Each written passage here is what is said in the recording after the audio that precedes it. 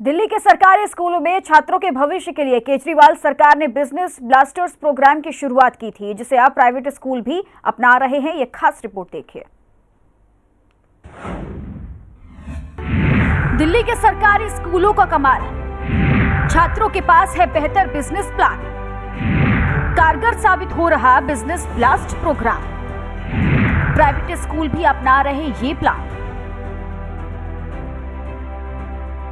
दिल्ली के मुख्यमंत्री अरविंद केजरीवाल राज्य में बेहतर शिक्षा देने में जुटे हुए हैं, जिसके लिए उन्होंने दिल्ली की सत्ता में आते ही मिशन की शुरुआत की थी। उन्होंने सभी सरकारी स्कूलों की तस्वीर बदलने का वादा किया था और फिर वो दिल्ली के सरकारी स्कूलों की तस्वीर बदलने में जुट गए थे, जिसके बाद उन्होंने राजधानी के सरकारी स्कूलों की तस्वीर बदल दी। आज जब भी कोई दिल्ली के सरकारी स्कूलों को देखता है तो यकीन नहीं कर पाता कि ये वाकई एक सरकारी स्कूल है। इतना ही नहीं, इसके साथ साथ उन्होंने स्कूलों में शिक्षा को लेकर भी काम किया, जिसका नतीजा ये रहा कि दिल्ली के सरकारी स्कूलों के छात्र किसी प्राइवेट स्कूल के छात्रों से कम नहीं है। इतना ही नहीं, बल्कि दिल्ली सरकार छात्रों के भविष्य के लिए कई कार्यक्रमों का आयोजन भी करा रही है। इसी कड़ी में बिजनेस ब्लास्ट प्रोग्राम की शुरुआत की गई थी, जो अब कारगर साबित होता नजर आ रहा है। दिल्ली सरकार के स्कूलों में शुरू किए गए बिजनेस ब्लास्टर्स प्रोग्राम ने अपने पहले साल में शानदार उपलब्धियां हासिल की। अब दूसरे साल में भी सरकारी स्कूलों के बच्चे अपने शानदार बिजनेस आइडियाज के दम पर बडिंग एंटरप्रेन्योर बनने की शुरुआत कर चुके हैं। बिजनेस ब्लास्टर्स दिल्ली सरकार के एंटरप्रेन्योरशिप माइंडसेट करिकुलम का एक महत्वपूर्ण घटक है। इसे इस साल दिल्ली सरकार के स्कूलों के साथ साथ प्राइवेट स्कूल द्वारा भी अपनाया जा रहा है। इसके तहत सरकार द्वारा छात्रों को 2000 रुपए प्रति छात्र के सीड मनी देकर उन्हें अपने स्टार्टअप को शुरू करने का वास्तविक अनुभव प्रदान किया जाता है। बिजनेस ब्लास्टर्स कार्यक्रम के क्रियान्वयन और छात्रों के बिजनेस आइडियाज को जानने के लिए सोमवार को दिल्ली के शिक्षा मंत्री मनीष सिसोदिया ने सर्वोदय विद्यालय का दौरा किया। स्कूल विजिट के दौरान छात्रों ने उप मुख्यमंत्री के सामने अपने अनोखे बिजनेस आइडियाज प्रस्तुत किए।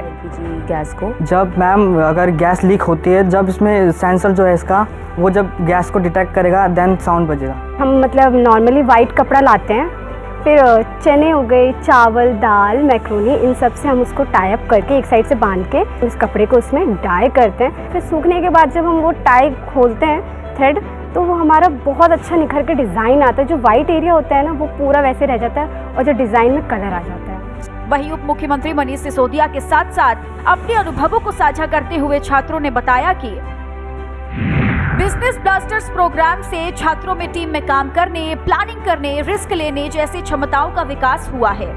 साथ ही उनमें लीडरशिप क्वालिटी, नए आइडिया के लिए ब्रेन स्टॉर्मिंग करने, टाइम मैनेजमेंट करने, अपने प्रोडक्ट को लेकर लोगों को कन्विंस करने, अपने आइडिया को और बेहतर बनाने के लिए मार्केट रिसर्च करने जैसी समझ भी आई है।